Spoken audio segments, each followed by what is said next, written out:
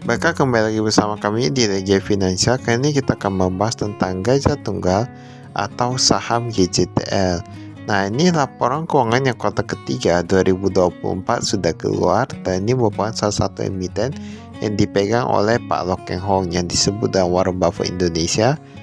Ini ada presiden direkturnya. Nah, ini kita lihat di sini ya. Ini ada Sugeng Raharjo, kemudian ada yang sebagai direktur yaitu Kisyowono. Untuk alamat kantor mereka ada di Jalan Hayamuruk nomor 8 ya. Di sini ada disebutkan juga untuk alamat domisili dan lain-lain. Untuk laporan keuangan kali ini itu nilainya itu per jutaan ya. Naiknya itu jutaan tapi bentuknya itu rupiah aja, nanti dikali saja dengan 1 juta rupiah. 1 juta lah gitu ya. Ini kas dan setara kas kita lihat dari 690 miliar sekarang menjadi 1 triliunan. Oke, dia meningkat piutangnya yang di sini. Oh, ini pihak berhasil masih lebih banyak ya. Pihak berhasil bahkan menjadi lebih banyak daripada pihak ketiga. Nah, ini agak apa ya? Agak susah gitu ya. Total asetnya kita lihat dari 18,9 triliunan sekarang menjadi 19,8 triliunan. Nanti aja meningkat ya.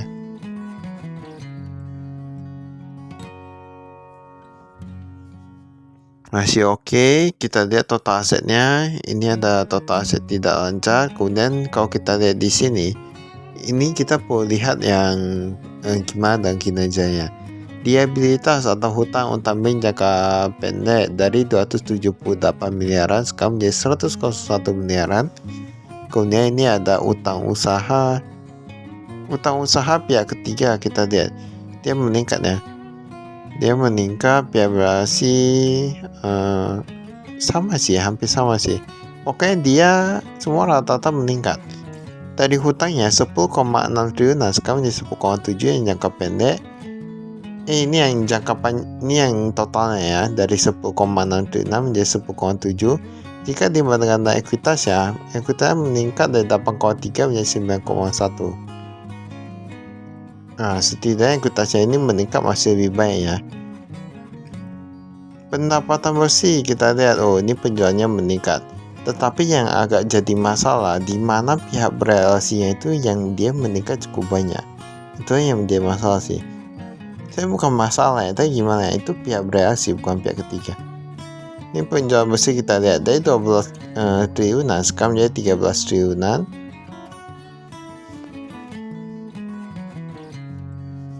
Ini kita lihat di sini, pokoknya dia labanya meningkat ya. Di sini sebutkan labanya meningkat dari 600 miliaran menjadi 900 miliaran.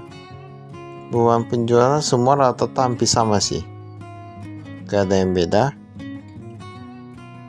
Keuntungan lain-lain yang dia meningkat dari 67 miliaran menjadi 93 miliaran. Nah, di sini penghasilan bunga dia pun menurun. Berarti dia ini sebenarnya pure karena penjualan ya untuk yang apanya.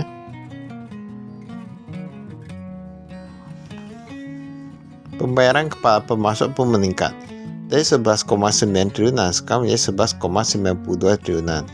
Nah, ini berarti ini ada dikatakan karyawan juga ya. Jadi kita gak tahu sebenarnya karyawan atau pemasok yang meningkat ya, karena dia digabung. Ada beberapa perusahaan yang dia pisahkan, jadi itu lebih bagus. Dan sebenarnya yang ini ya, yang Gajah Tunggal ini ya, kayaknya kemarin sudah lihat yang pihak berhasil agak sedikit menurun.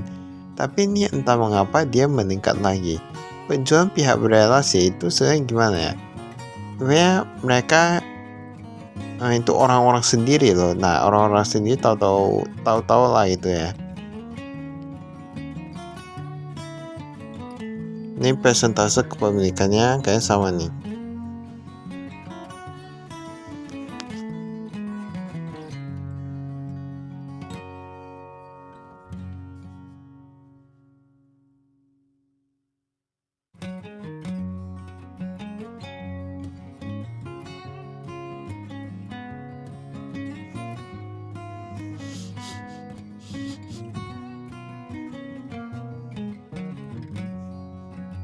Ini kita lihat kas dan setara kasnya.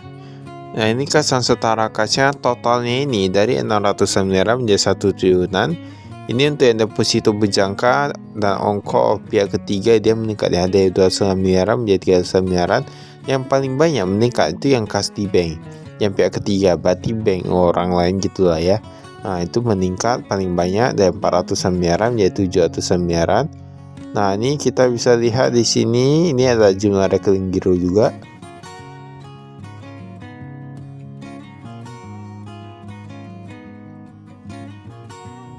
Ini yang deposito berjangka.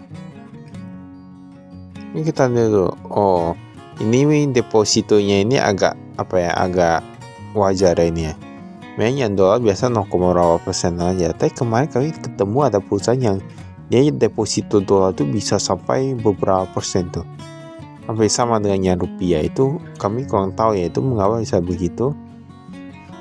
Saya tahu sendiri ya, kita gak tahu juga yang pihak berelasi. Pihak berelasi ini kita gak bisa pastikan ya. Ini pihak ketiga jumlah piutang usaha. Nah, ada 4,1 triliunan menjadi 4,6 triliunan. Oh, ini piutang usaha dalam bentuk US dollar cukup banyak ya ini ya. Tapi untung saja itu piutang bukan utang.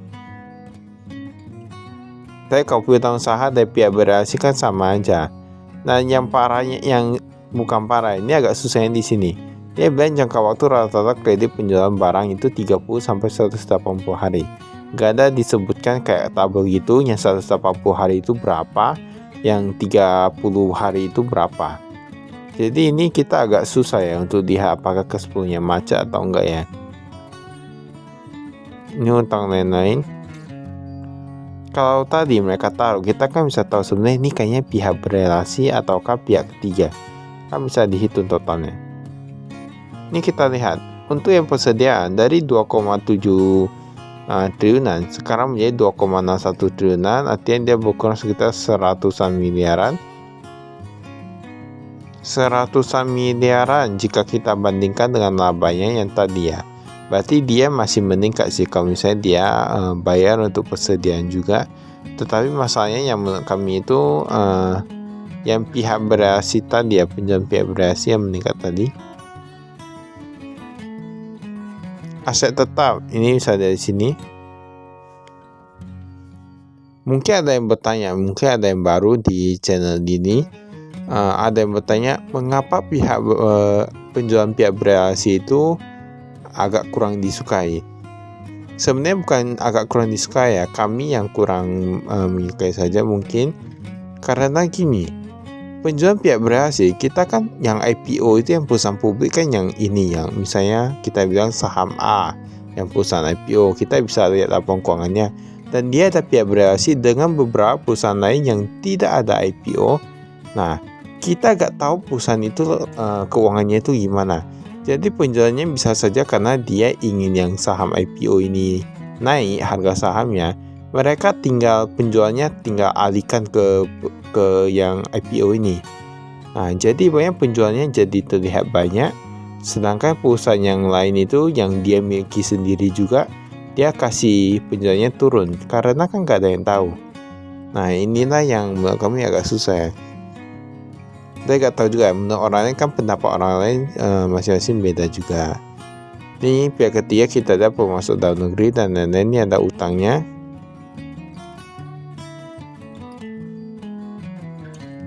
Utang bank jangka panjang.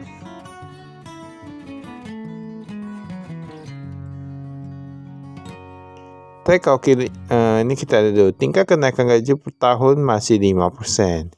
5% ya, ini gak gitu tinggi sih menurut kami. Cukup rendah sih bahkan. Tapi gak tahu gajinya itu udah di atas 10 juta semua ya. Jadi 5% aja udah 500.000 ya. Ini nama pemegang saham kita lihat. 49,51, 10, 5,20. Nah, Pak Loh Keng Hoon terus menambah kepemilikan kalau kita di sini ya. Awalnya dari 5,18 sekarang menjadi 5,20. Nah, ini jadi kita bisa lihat di sini. Oh, ini ada Kishuwono direktur sebanyak 0,01%. Dulu ada komisarisnya, ada Lee Hoi Chin. Nah, sekarang udah gak ada ya kepemilikan sahamnya, tapi di sini kita gak tahu juga. Ini ada dikatakan saat ini terdaftar di daftar pemegang saham dan nama DBS Bank Hong Kong Limited. Nah, jadi ini dulu yang 2023 dia terdaftar sebagai DBS Bank Limited ya.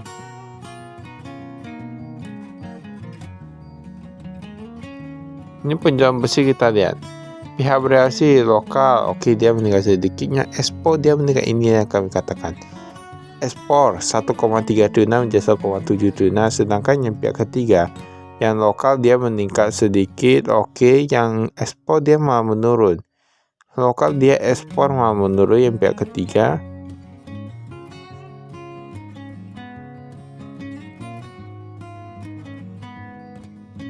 Ini pembelian kita lihat, nah ini sih pun menurun juga. Dan saya menurut gini ya, kita gak bisa paksakan. Susah juga sebenarnya kalau kita mau semua menjadi pihak ketiga.